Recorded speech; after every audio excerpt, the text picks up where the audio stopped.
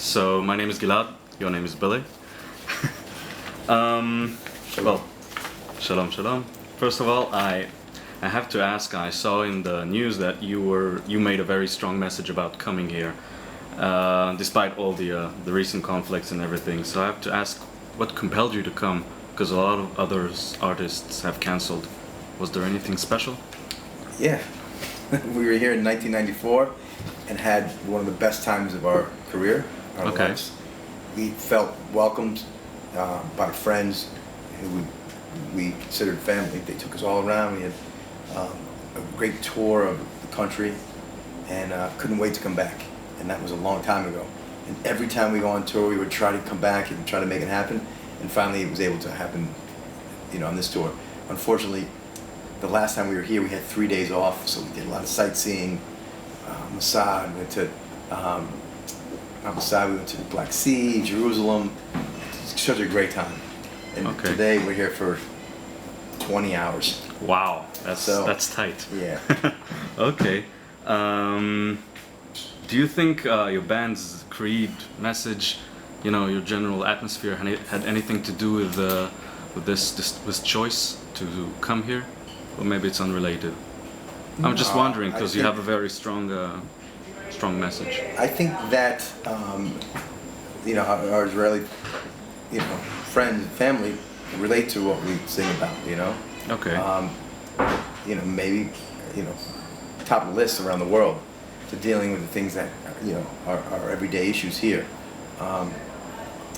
But for us, our message is something that we stand behind, and I think that's a lot of reason why there isn't any really fluff around Biohazard. I think people relate to what we sing about and our stance on a lot of subjects because it's real. It's not, it's not a marketing ploy. It's not a fabricated image to sell records.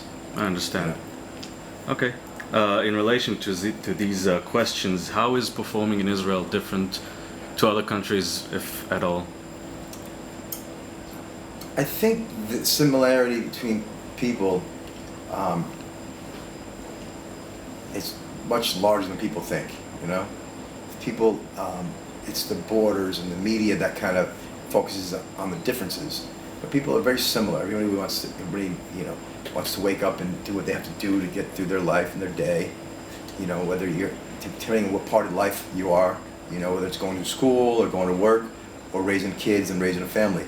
We all have the same needs, the same desires, and the same love, and the same feelings. So I think that a lot of there's more similarities when we play in around the world than there are differences, and that's something that I'm proud of, and we're proud of being a part of, being a part of the subculture. The group of people around the world that choose to live their lives on their terms and not other people's terms. So you think that unites people? Pardon me? You think that unites people around the world? Your message? I think when you strip it down, people kind of weed away and shine away and push away all the bullshit. That's pretty much what it is. Okay.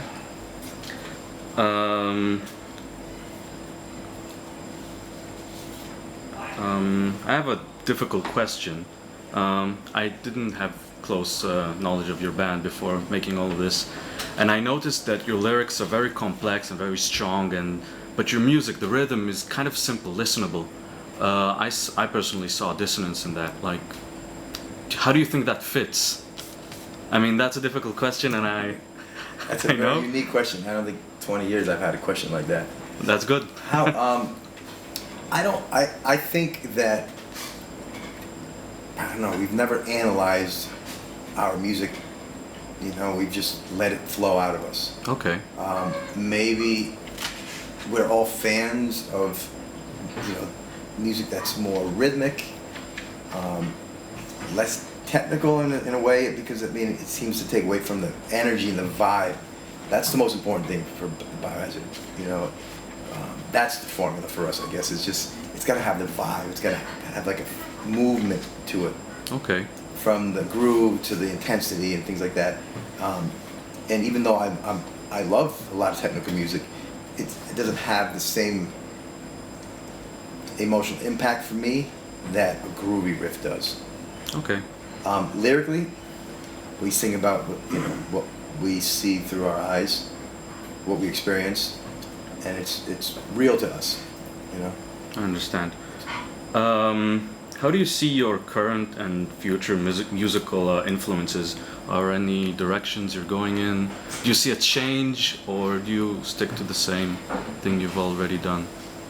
I think there was some really hardcore changes earlier in our career, and it was very obvious. Our first record it was very like introverted, very about us and how our city, New York, affected us, and the things that happened to us individually, you know. And then with our second record, Urban Discipline, it was more about, we started to see that it wasn't just New York that had similar issues. It was Florida, Miami, Chicago, Detroit, LA, Amsterdam, Frankfurt, Hamburg, or Copenhagen. So we started touring around. We started saying, wow, it's not just our city that has these issues that we were dealing with. It's people from other cities that we were meeting that had dealt with similar issues in their cities. And that was, that was an album called Urban Discipline. Then we toured a lot during that era. That record that came out of that era of the band was called State of the World Address. And that's when we kind of started seeing things from a more worldly point of view. And I remember having a conversation with a young kid from Copenhagen, Denmark, and I remember I had an American flag, not just tattooed on my arm, but I had it sewn on my jacket, and he questioned my patriotism and said, why are you so proud of your country? I'm like, well, it's where I am. I don't think that America's better than Denmark. I'm just proud of who I am and where I come from. But he didn't share the same pride for his country that I have for my country. And I went on to proceed to have this conversation with this young kid who had to be like 5 years younger than me and knew more about America than probably most of my friends did. Maybe some things about America that I had known or whatever, but it wasn't like conversational about. And that, to me, was a pivotal point for myself personally, and I think everybody had similar instances and conversations and growth spurts as people, and that record kind of came out, which was called State of the World Address. Since then, it's been a little bit of mixture of everything. You know, our experiences growing up, our experiences at our time, looking back to things that happened to us growing up as children, to living through situations that we sang about in previous records, but through different eyes because we were older, and more experienced. Yeah. And sometimes you see things in a different way when you're 5 years older, and that's growth in life, and that's great. So that progress has expanded and continued to grow like that. So we don't really sit down and try to pick a direction lyrically or musically of where we want to go. We just let it flow. And if someone brings in a group of words that everyone can relate to, then that becomes a song that we use as Biohazard. But we don't sing about, someone can't bring in a lyric or words that we all don't relate to, because it's not a Biohazard song. That should go on somebody's solo record. You know what I mean? We're much more of a group than one songwriter who just has a bunch of guys that plays behind him. Still, are there any bands or artists that you can relate to, or that you hear and think you take inspiration from?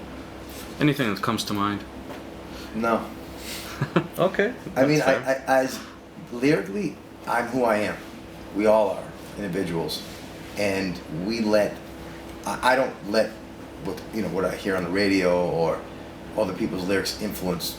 It has to be real. It's and I wouldn't be able to sing with the conviction that I sing if I didn't believe and stand behind what I'm singing. Okay. And I couldn't expect someone else to. I think that musically, it's a different story.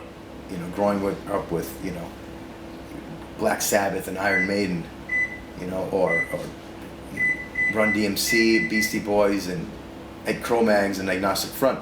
All these bands influenced us growing up. For me personally, those influences happened.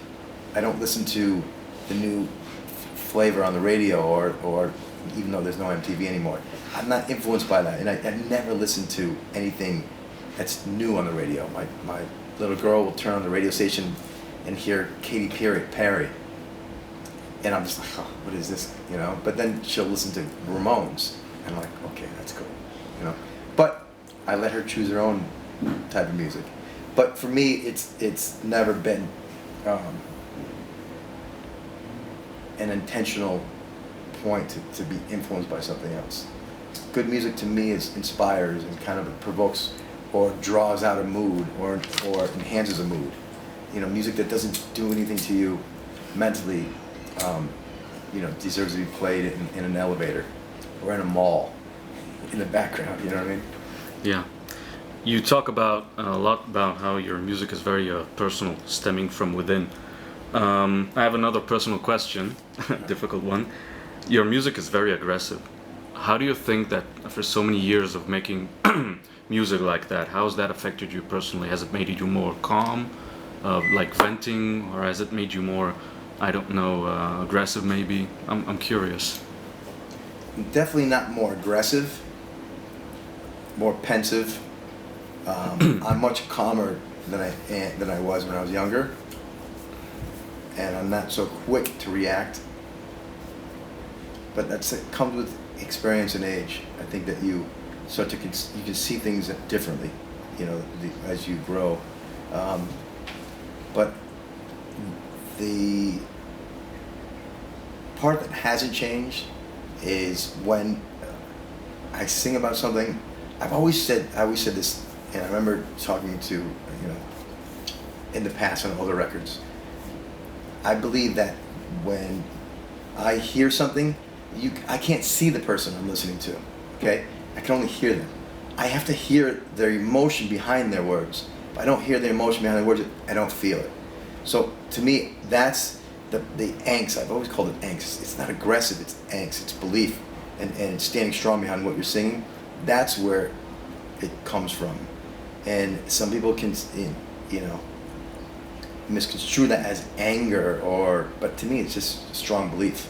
On this last record we have a new record called Reborn in Defiance, and it was the first time that I ever brought more melody into my singing, because singing to me was, you know, I hold my baby and I sing to my baby, you know, but it didn't fit Biohazard, right? I play piano and I sing with the piano, but it was different than Biohazard. I couldn't, the two worlds didn't mix. It was like oil and water. And my producer that we worked with, Toby Wright, for the first time working with somebody, he kind of helped me bridge the gap between keeping that aggression and having a little bit of melody. Instead of just screaming and yelling, you could still carry the melody, but he found me find a way to sing without losing the power that I like. And you don't see how that has affected you over the years? I mean, it's really strong. Yeah, you know what? I think that it's kind of like wine gets better with age. As you hone your craft, you know, because it's what it is. It's what we do. It's not like a hobby, but it's kind of like, you know, you can build furniture, and the first piece of furniture that you build that your uncle taught you is horrible, but it's yours. So our first record compared to what we're doing now, you can't compare, but it was ours, you know? And over the years, we slowly have been building this thing called Biohazard that is ours, that other people relate to, and I think they relate to it more because it's real. Not, you know, we're not as popular as Metallica or Megadeth, whatever, but it's real. However you look at it, you can't deny, come and see us, you can't deny that we stand behind what we do, and that when we're playing our music, you're seeing somebody and feeling somebody's emotion almost like it's the first time you're seeing it. It's not like we're watching the same movie over and over again for us. You know what I mean? Yeah. Every okay. night, it's I mean, we say the words that we sing, you know, it's like we just wrote them down and I'm telling him for the first time. That's a real performer, a real artist, someone who can really bring that emotion to light, not just go through the motions. Go locked down, I gotta get it out, pending doom, a cloud in my head, and a lot of bands do that. Entertainment, part of the industry, but for us, it's more about expressing than anything else. Okay. Are you working on anything new? Do you want to tell us about it? We have a new record that we've been working on for a while, and Biohazard's never been a machine business, you know? We don't pick a month and say, okay, January 2015 is going to be the best time to release the record. It doesn't work like that for us. Creativity is not a faucet that you can turn on and off. We just let it flow. And when there's something ready to release, then we release it, you know? But it has to have that power, that energy, that angst, and the level of satisfaction from all members of the band that we're like, fuck yeah. Because when we all like, this is the shit, then we go on tour, and then we can give that energy every night. Whereas if it's a song that, you know, or a record that was filled with, you know, songs that the record company liked because they could get it on the radio, it's not real. Okay. Oh, I think for some reason it's not recording. At least I have this on tape. What's your favorite? Oh, that thing's broke. What's your favorite song in your new album? Favorite song? It's tough to. And why, of course. They're all, you know, babies to us, you know, and it's like trying to pick out which is your favorite child, you know what I mean? For different reasons, you have different flavors of a record that stick out. You're gonna, obviously you want me to say one song, so I'll pick a song called Reborn, you know? I like that one too. I think it's a timely fit with where we were at that time, where the band has been going for the past few years. As a band, as me as an individual, as all of us, you know, we feel like it's a rebirth in a lot of ways for ourselves as musicians, as artists, as friends, as a band, even in our, you know, my personal life. Okay. Is there anything else you'd like to add? I don't know, to your fans in Israel or generally, because this is going on YouTube probably. It is. I hope so.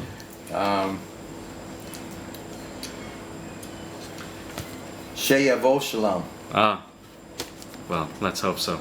Yep.